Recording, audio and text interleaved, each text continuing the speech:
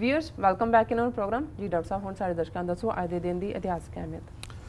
ਸਿੱਖ ਇਤਿਹਾਸ ਦੇ ਹਵਾਲੇ ਨਾਲ 1922 ਦੇ ਵਿੱਚ ਮਾਸਟਰ ਮੋਤਾ ਸਿੰਘ ਜਿਹੜੇ ਬੱਬਰ ਅਕਾਲੀ ਲਹਿਰ ਦੇ ਇੱਕ ਬੜੇ ਇੰਟੈਲੈਕਚੁਅਲ ਬੁੱਧੀਜੀਵੀ ਥੰਮ ਸਨ, ਉਹਨਾਂ ਦੀ ਗ੍ਰਿਫਤਾਰੀ ਹੋਈ ਜਿਹਨੇ ਚਾਰੇ ਪਾਸੇ ਉਦਾਸੀ ਦਾ ਆਲਮ ਪੈਦਾ ਕੀਤਾ ਜੀ। 1936 ਚ ਜਦੋਂ ਡਾਕਟਰ BR ਅੰਬੇਦਕਰ ਇਹ ਵਿਚਾਰ ਬਣਾ ਰਹੇ ਸੀ ਕਿ ਉਹ 9 ਕਰੋੜ ਦਲਿਤਾਂ ਦੇ ਨਾਲ ਸਿੱਖ ਧਰਮ ਨੂੰ ਜੁਆਇਨ ਕਰਨ, ਸਿੱਖ ਧਰਮ 'ਚ ਸ਼ਾਮਲ ਹੋਣ, ਗਾਂਧੀ ਨੇ ਉਸ ਦਾ ਬਹੁਤ ਵਿਰੋਧ ਕੀਤਾ। ਇਸ ਦੇ ਖਿਲਾਫ ਉਹਨੇ ਵਰਤ ਵੀ ਰੱਖਿਆ ਔਰ ਉਹਨੇ ਕਿਹਾ ਕਿ this is a very dangerous proposal, ਇਹ ਬਹੁਤ ਖਤਰਨਾਕ ਪ੍ਰਪੋਜ਼ਲ ਹੈ ਜੀ। 1957 ਦੇ ਵਿੱਚ ਦਰਬਾਰ ਸਾਹਿਬ ਦੀ ਬੇਅਦਬੀ ਕੀਤੀ ਹਿੰਦੂ ਤਵੀਆਂ ਨੇ। ਉਸ ਵੇਲੇ ਉਹਨਾਂ ਨੇ ਹਰਿਮੰਦਰ ਸਾਹਿਬ ਦੇ ਸਰੋਵਰ 'ਚ ਸਿਗਟਾਂ ਸੁੱਟੀਆਂ ਔਰ ਜਦੋਂ ਇਸ ਦਾ ਸਿੱਖਾਂ ਨੇ ਹੜਤਾਲ ਕੀਤੀ, ਵਿਰੋਧ ਕੀਤੀ ਤਾਂ ਇੱਕ ਪ੍ਰਮੁੱਖ ਹਿੰਦੂ ਲੀਡਰ ਨੇ ਉਸ ਵੇਲੇ ਕਿਹਾ ਕਿ ਦਰਬਾਰ ਸਾਹਿਬ ਦੀ ਕਿਹੜੀ ਪਵਿੱਤਰਤਾ ਹੈ, ਇਹਦੀ ਤਾਂ ਨਹੀਂ ਇੱਕ ਗਾਂ ਖਾਣ ਵਾਲੇ ਮੁਸਲਮਾਨ ਨੇ ਰੱਖੀ ਹੋਈ ਹੈ, ਸੋ ਇਹ ਪਵਿੱਤਰ ਨਹੀਂ ਹੈਗਾ ਜੀ। 1986 ਦੇ ਵਿੱਚ ਜਿਹੜਾ ਇੱਕ ਬੜਾ ਅੱਛਾ ਆਰਟਿਸਟ ਸੋਭਾ ਸਿੰਘ ਅੰਦਰੇਟੇ 'ਚ ਰਹਿੰਦੇ ਸੀ, ਡਿਸਟ੍ਰਿਕਟ ਕਾਂਗੜਾ ਜੀ, ਉਹਨਾਂ ਦੀ ਮੌਤ ਹੋਈ। ਮੈਨੂੰ ਬਚਪਨ 'ਚ ਉਹਨਾਂ ਨੂੰ ਮਿਲਣ ਦਾ ਵੀ ਮੌਕਾ ਮਿਲਿਆ। ਇੱਕ ਬੜੀ ਫਕੀਰ ਔਰ ਅੱਛੀ ਤਰਬੀਅਤ ਦੇ ਉਹ ਇਨਸਾਨ ਸਨ ਔਰ ਬੜੇ ਅੱਛੇ, ਅੱਜ ਬਹੁਤ ਸਾਰੇ ਸਿੱਖ ਘਰਾਂ ਦੇ ਵਿੱਚ ਉਹਨਾਂ ਦੀ ਸੋਭਾ ਸਿੰਘ ਦੀਆਂ ਬਣਾਈਆਂ ਪਿਕਚਰਸ, ਗੁਰੂ ਨਾਨਕ ਸਾਹਿਬ, ਗੁਰੂ ਗੋਬਿੰਦ ਸਿੰਘ ਸਾਹਿਬ ਜੀ, ਈਵਨ ਸੋਹਣੀ ਮਹੀਵਾਲ ਬਹੁਤ ਘਰਾਂ 'ਚ ਲੱਗੀ ਹੋਈ ਹੈ ਜੀ। ਵਰਲਡ ਹਿਸਟਰੀ ਦੇ ਹਵਾਲੇ ਨਾਲ 1639 ਦੇ ਵਿੱਚ ਈਸਟ ਇੰਡੀਆ ਕੰਪਨੀ ਨੇ ਮਦਰਾਸ ਪਟਨਮ ਪਿੰਡ ਦੇ ਨੇੜੇ ਮਦਰਾਸ ਸ਼ਹਿਰ ਵਸਾਇਆ। 1770 ਵਿੱਚ ਕੈਪਟਨ ਕੁੱਕ ਨੇ ਆਸਟ੍ਰੇਲੀਆ ਲੱਭਿਆ ਤੇ ਇਹਨੂੰ ਬ੍ਰਿਟਿਸ਼ ਅੰਪਾਇਰ ਦਾ ਹਿੱਸਾ ਬਣਾਇਆ। 1846 ਚ ਅਮਰੀਕਾ ਨੇ ਨਿਊ ਮੈਕਸੀਕੋ ਨੂੰ ਜਿਹੜਾ ਉਸ ਦੇ ਉੱਤੇ ਆਪਣਾ ਕਬਜ਼ਾ ਜਮਾ ਲਿਆ। 1851 ਚ ਆਸਟ੍ਰੇਲੀਆ 'ਚ ਸੋਨੇ ਦੀਆਂ ਖਾਨਾਂ ਮਿਲੀਆਂ, 골ਡ ਮਾਈਨਸ ਜੀ। 1864 ਚ ਇੰਟਰਨੈਸ਼ਨਲ ਰੈੱਡ ਕਰਾਸ ਹੋਂਦ 'ਚ ਆਈ। ਇਹ ਵੱਖਰੀ ਗੱਲ ਹੈ ਕਿ ਅਸੀਂ ਭਾਈ ਕਨ੍ਹਈਆ ਦੇ ਵਾਰਿਸ ਕਦੇ ਦੁਨੀਆ ਨੂੰ ਦੱਸ ਨਹੀਂ ਸਕੇ ਕਿ ਰੈੱਡ ਕਰਾਸ ਤਾਂ ਭਾਈ ਕਨ੍ਹਈਆ ਉਹਦੇ ਫਾਊਂਡਰ ਨੇ, ਜਿਨ੍ਹਾਂ ਨੇ ਸੱਜਣ ਔਰ ਦੁਸ਼ਮਣ ਸਭ ਨੂੰ ਪਾਣੀ ਪਿਆਉਣ ਦੀ ਔਰ ਮਲਮ ਲਾਉਣ ਦੀ ਸੇਵਾ ਕੀਤੀ ਜੀ। 1864 ਚ ਇਹ ਰੈੱਡ ਕਰਾਸ ਹੋਂਦ 'ਚ ਆਈ ਹੈ। 1902 ਦੇ ਵਿੱਚ ਪ੍ਰੈਜ਼ੀਡੈਂਟ ਟੈਡੀ ਰੂਜ਼ਵੈਲਟ ਅਮਰੀਕਾ ਦਾ ਪਹਿਲਾ ਪ੍ਰੈਜ਼ੀਡੈਂਟ ਸੀ ਜਿਹੜਾ ਕਾਰ ਦੇ ਉੱਤੇ ਚੜ੍ਹਿਆ। ਉਦੋਂ ਕਾਰ ਅਜੇ ਹਰ ਇੱਕ ਨੂੰ ਨਹੀਂ ਸੀ ਨਸੀਬ, ਹੁਣ ਤਾਂ ਸਾਰਿਆਂ ਕੋਲ ਹੈ ਜੀ, ਪਰ ਪਹਿਲਾ ਅਮਰੀਕੀ ਪ੍ਰੈਜ਼ੀਡੈਂਟ 1902 ਚ ਕਾਰ 'ਚ ਬੈਠਾ ਸੀ। 1911 ਦੇ ਵਿੱਚ ਪੈਰਿਸ ਦੇ ਇੱਕ ਅਜਾਇਬ ਘਰ 'ਚੋਂ ਮੋਨਾਲੀਸਾ ਦੀ ਪੇਂਟਿੰਗ ਗਾਇਬ ਹੋਈ, ਜਿਹੜੀ ਇੱਕ ਬੜੀ ਮੋਨਾਲੀਸਾ ਸਮਾਈਲ ਅੱਜ ਵੀ ਲਿਟਰੇਚਰ ਦੀ ਦੁਨੀਆ 'ਚ ਨਹੀਂ ਹਰ ਪਾਸੇ ਉਹਦਾ ਚਰਚਾ ਹੁੰਦਾ। ਉਹ ਘਰ 'ਚ ਅਜਾਇਬ ਘਰ 'ਚ ਚੋਰੀ ਹੋਈ ਪਰ 2 ਸਾਲ ਬਾਅਦ ਉਹ ਮੋਨਾਲੀਸਾ ਦੀ ਪੇਂਟਿੰਗ ਮਿਲ ਗਈ। 1932 ਦੇ ਵਿੱਚ ਅੱਜ ਦੇ ਦਿਨ BBC ਨੇ ਪਹਿਲੀ ਵਾਰ ਐਕਸਪੈਰੀਮੈਂਟ ਦੇ ਤੌਰ ਤੇ TV ਬ੍ਰੌਡਕਾਸਟ ਸ਼ੁਰੂ ਕੀਤਾ ਹੈ। ਸੋ ਇਹ ਵਰਲਡ ਹਿਸਟਰੀ ਜੀ। ਡਾਕਟਰ ਸਾਹਿਬ ਸਾਡਾ ਅੱਜ ਦਾ ਸਵਾਲ ਹੈ, ਮਹਾਰਾਸ਼ਟਰ ਸਰਕਾਰ ਨੇ ਤਖਤ ਸ਼੍ਰੀ ਹਜ਼ੂਰ ਸਾਹਿਬ ਮੈਨੇਜਮੈਂਟ ਵਿੱਚ ਸ਼੍ਰੋਮਣੀ ਕਮੇਟੀ ਵੱਲੋਂ ਨੋਮੀਨੇਟ ਕੀਤੇ ਜਾਂਦੇ 4 ਮੈਂਬਰਾਂ ਦੀ ਗਿਣਤੀ ਘਟਾ ਕੇ 1 ਕਰ ਦਿੱਤੀ ਹੈ। ਕੀ ਕਹਿਣਾ ਚਾਹੋਗੇ ਡਾਕਟਰ ਸਾਹਿਬ ਤੁਸੀਂ ਇਸ ਬਾਰੇ? ਦੇਖੋ, ਜ਼ਾਹਰ ਹੈ ਕਿ ਬਾਦਲ ਕਿਆਂ ਦੇ ਥੱਲੇ ਜਿਸ ਕਿਸਮ ਦਾ ਵਰਤਾਰਾ ਇਹਨਾਂ ਨੇ ਬਾਹਰਲੇ ਸਿੱਖਾਂ ਦੇ ਨਾਲ ਕੀਤਾ, ਉਸ ਦਾ ਜ਼ਾਹਰ ਹੈ ਕਿ ਪ੍ਰਗਟਾਵਾ ਉਹ ਹਰਿਆਣਾ ਕਮੇਟੀ ਹੋਏ ਜਿਹੜੇ ਕਾਂਗਰਸ ਸਰਕਾਰ ਨੇ ਬਣਾਈ, ਉਹ ਹੁਣ ਸੁਪਰੀਮ ਕੋਰਟ 'ਚ ਹੈ ਕੇਸ। ਮਹਾਰਾਸ਼ਟਰ ਦੇ ਵਿੱਚ ਜਿਹੜਾ ਐਗਜ਼ਿਸਟਿੰਗ ਸਿਸਟਮ ਸੀ ਉਸ ਦੇ ਥੱਲੇ ਜਿਹੜਾ, ਹਾਲਾਂਕਿ ਉੱਥੇ ਕੋਈ ਅੱਛਾ ਸਿਸਟਮ ਨਹੀਂ ਹੈ ਔਰ ਬਹੁਤ ਸਾਰਾ ਹਿੰਦੂਤਵ ਵੀ ਪ੍ਰਭਾਵ ਹੈ, ਕਲੈਕਟਰ ਹੈ ਉੱਥੇ, ਮਹਾਰਾਸ਼ਟਰ ਸਰਕਾਰ ਇੰਟਰਫੀਅਰ ਕਰਦੀ ਹੈ। ਸੋ ਬਹੁਤ ਸਾਰੇ ਨੋਮੀਨੇਟਡ ਮੈਂਬਰ ਹੁੰਦੇ ਸੀ ਜੀ, 4 ਸ਼੍ਰੋਮਣੀ ਕਮੇਟੀ ਨੋਮੀਨੇਟ ਕਰੇਗੀ, ਕੋਈ ਇੱਧਰੋਂ ਆਏਗਾ ਕੋਈ ਉੱਧਰੋਂ ਆਏਗਾ, ਪਰ ਉਹਨਾਂ ਨੇ ਇੱਕ ਭਾਟੀਆ ਕਮੇਟੀ ਬਣਾਈ। ਉਹਨਾਂ ਨੇ ਸਰਕਾਰ ਨੂੰ ਕਿਹਾ ਕਿ ਜੀ ਸਾਨੂੰ ਅਸੀਂ ਇਲੈਕਟਿਡ ਮੈਂਬਰ ਚਾਹੁੰਦੇ ਹਾਂ, ਬਾਹਰਲੇ ਮੈਂਬਰ ਘਟਾਓ, ਸਾਡੇ ਲੋਕਲ ਇਲੈਕਟ ਹੋਣ। ਔਰ ਉਹਨਾਂ ਦੀ ਜਿਹੜੀ ਰਿਕਮੈਂਡੇਸ਼ਨ ਸੀ ਭਾਟੀਆ ਕਮੇਟੀ ਦੀ, ਉਹ ਮਹਾਰਾਸ਼ਟਰ ਸਰਕਾਰ ਨੇ, ਉੱਥੇ ਕਾਂਗਰਸ ਦੀ ਸਰਕਾਰ ਹੈ, ਉਹ ਮੰਨ ਲਈ ਹੈ। ਉਹਦੇ ਮੁਤਾਬਕ ਹੁਣ ਜਿਹੜੇ ਨੇ 18 ਮੈਂਬਰ ਮਹਾਰਾਸ਼ਟਰ ਦੇ ਜਿਹੜੇ ਤਖਤ ਸ੍ਰੀ ਹਜ਼ੂਰ ਸਾਹਿਬ ਔਰ ਬਾਕੀ ਇਤਿਹਾਸਕ ਗੁਰਦੁਆਰਿਆਂ ਦੀ ਕੰਟਰੋਲ ਜਾਂ ਸੇਵਾ ਸੰਭਾਲ ਕਰਨਗੇ ਜੀ। 9 ਮੈਂਬਰ ਜਿਹੜੇ ਨੇ ਉਹ ਸਿਰਫ ਨੰਦੇੜ 'ਚੋਂ ਹੀ ਹੋਣਗੇ, ਇਲੈਕਟ ਹੋਣਗੇ, ਤੇ ਦੂਸਰੇ 9 ਜਿਹੜੇ ਨੇ ਬਾਕੀ ਸ਼ਹਿਰਾਂ 'ਚੋਂ ਜਿਵੇਂ ਮੁੰਬਈ 'ਚੋਂ, ਨਾਗਪੁਰ 'ਚੋਂ ਇਲੈਕਟ ਹੋਣਗੇ। 3 ਸੀਟਾਂ ਉਹਨਾਂ ਨੇ ਸਿਰਫ ਨੋਮੀਨੇਸ਼ਨ ਦੇ ਲਈ ਰੱਖੀਆਂ। ਇੱਕ ਮਹਾਰਾਸ਼ਟਰ ਸਰਕਾਰ ਨੋਮੀਨੇਟ ਕਰੇਗੀ ਜੀ, ਇੱਕ ਜਿਹੜਾ ਉੱਥੋਂ ਦਾ ਕਲੈਕਟਰ ਹੈ ਉਹਨੂੰ ਪ੍ਰੀਜ਼ਾਈਡ ਕਰੇਗਾ ਫੰਕਸ਼ਨ, ਔਰ ਇੱਕ ਸੀਟ ਸ਼੍ਰੋਮਣੀ ਕਮੇਟੀ ਕੋਲ ਰਹਿ ਗਈ। ਸੋ 4 ਸੀਟਾਂ ਸੀ, 4 ਚੋਂ 1 ਰਹਿ ਗਈ। ਸੋ ਸ਼੍ਰੋਮਣੀ ਕਮੇਟੀ ਦਾ ਪ੍ਰਭਾਵ ਘਟਿਆ। ਅਜੇ ਤੱਕ ਉਹਨਾਂ ਦਾ ਕੋਈ ਰਿਐਕਸ਼ਨ ਨਹੀਂ ਆਇਆ।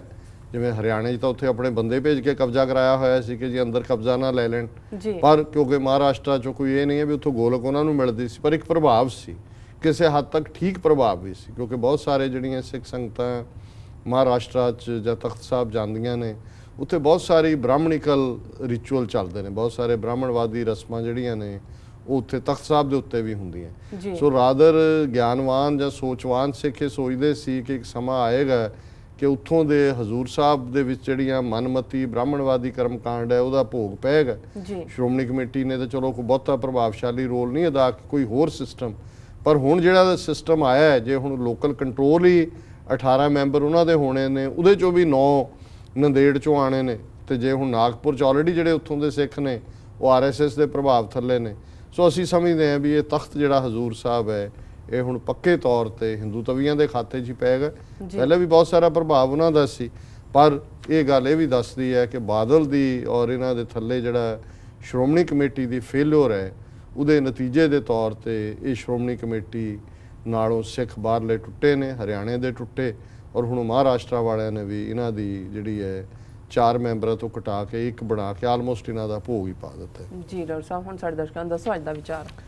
ਅੱਜ ਦੇ ਵਿਚਾਰ ਲਈ ਅਸੀਂ ਲਹਿੰਦੇ ਪੰਜਾਬ ਦੇ ਕਵੀ ਸ਼ਾਹ ਹੁਸੈਨ ਦੀ ਇਹ ਲਿਖਤ ਨੂੰ ਚੁਣਿਆ ਜੀ, ਔਰ ਉਹਦੇ 'ਚ ਉਹਨਾਂ ਨੇ ਬੜੇ ਖੂਬਸੂਰਤ ਅੰਦਾਜ਼ ਦੇ ਵਿੱਚ ਜਿਹੜੇ 5 ਵਿਕਾਰ ਨੇ, ਕਾਮ, ਕ੍ਰੋਧ, ਲੋਭ, ਮੋਹ, ਹੰਕਾਰ, ਉਹ ਕਿਵੇਂ ਮਨੁੱਖ ਨੂੰ ਘੇਰ ਕੇ ਰੱਖਦੇ ਨੇ, ਕਿਵੇਂ ਸਵਾਦੀ ਲੱਗਦੇ ਨੇ, ਕਿਉਂਕਿ ਆਲਾ ਦੁਆਲਾ ਇਵੇਂ ਉਹਨਾਂ ਨੇ ਬਣਾਇਆ ਹੁੰਦਾ ਕਿ ਬੰਦੇ ਨੂੰ ਲੱਗਦਾ ਹੈ ਕਿ ਮੈਂ ਆਨੰਦ ਮਾਣ ਰਿਹਾ, ਪਰ ਉਹਦੇ 'ਚ ਉਹਦੀ ਸੋਲ, ਉਹਦੀ ਆਤਮਾ ਗਵਾਚੀ ਹੁੰਦੀ ਹੈ ਔਰ ਰੱਬ ਨਾਲੋਂ ਉਹ ਟੁੱਟਿਆ ਹੁੰਦਾ ਜੀ। ਔਰ ਉਹਨਾਂ ਨੇ ਇਹ ਕਿਹਾ, ਘਰ ਸੋਹਣ ਸਈਆਂ ਏਤੜੀਆਂ, ਹੋੜੀਆਂ ਹਟਕੀਆਂ ਰਹਿਣ ਨਾ ਮੂਲੇ, ਡੂੰਘੇ ਚਿੱਕੜ ਲੇਟੜੀਆਂ। ਘਰ ਸੋਹਣ ਸਈਆਂ ਏਤੜੀਆਂ, ਹੋੜੀਆਂ ਹਟਕੀਆਂ ਰਹਿਣ ਨਾ ਮੂਲੇ, ਡੂੰਘੇ ਚਿੱਕੜ ਲੇਟੜੀਆਂ। ਕਾਈਆਂ ਭੁੱਖੀਆਂ ਕਾਈ ਤਿਹਾਈ, ਕਾਏ ਜਗੰਦੀਆਂ ਕਾਏ ਨਿੰਦਰਾਈ। ਕਈਆਂ ਸਖੀਆਂ ਚੁੰਦ ਮਚਾਈ, ਪੰਜਾਂ ਬੇੜੀ ਵਹਿਣ ਲੜਾਈ। ਸਭ ਘਰ ਦੀਆਂ ਮੰਝ ਡੇਡੜੀਆਂ।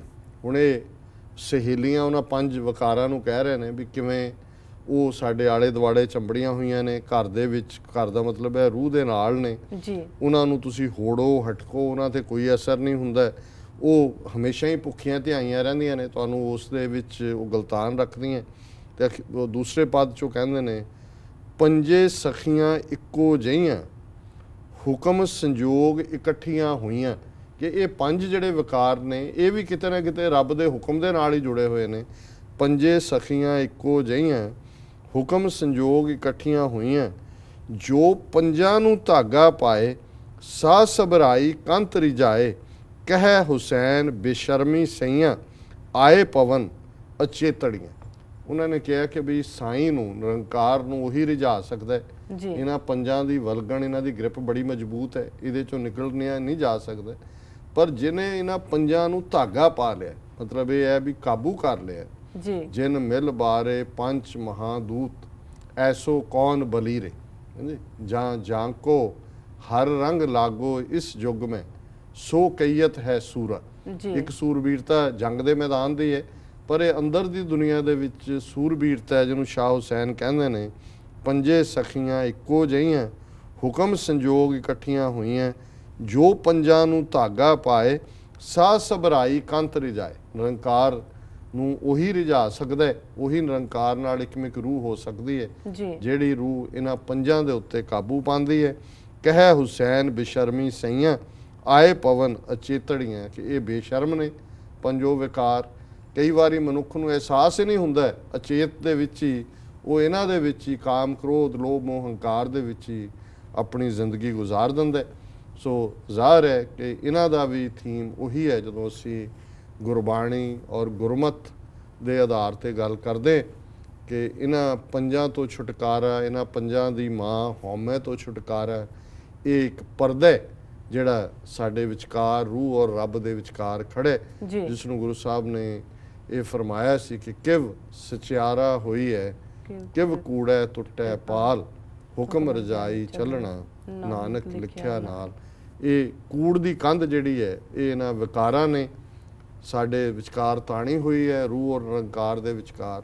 ਤੇ ਬਹੁਤ ਸਾਰੇ ਅਸੀਂ ਇਸ ਕੰਧ ਦੇ ਓਲੇ ਓਲੇ ਹੀ ਜੀ ਕੇ ਲੰਘ ਜਾਂਦੇ ਹਾਂ। ਕਦੇ ਇਹ ਦੇਖਣ ਦੀ ਕੋਸ਼ਿਸ਼ ਹੀ ਨਹੀਂ ਹੁੰਦੀ ਕਿ ਪਰਲੇ ਪਾਸੇ ਕੀ ਹੈ। ਜੀ ਬਿਲਕੁਲ। ਸੋ ਇਹ ਅੱਜ ਦਾ ਵਿਚਾਰ ਹੈ। ਜੀ ਡਾਕਟਰ ਸਾਹਿਬ ਤੁਹਾਡਾ ਬਹੁਤ ਬਹੁਤ ਧੰਨਵਾਦ, ਤੁਸੀਂ ਅੱਜ ਦਾ ਵਿਚਾਰ ਸਾਡੇ ਦਰਸ਼ਕਾਂ ਨਾਲ ਸਾਂਝਾ ਕੀਤਾ। ਇਸ ਲਈ ਆਪਣੇ ਵੀਰਸ ਕੋਲ ਨੇ ਇਜਾਜ਼ਤ।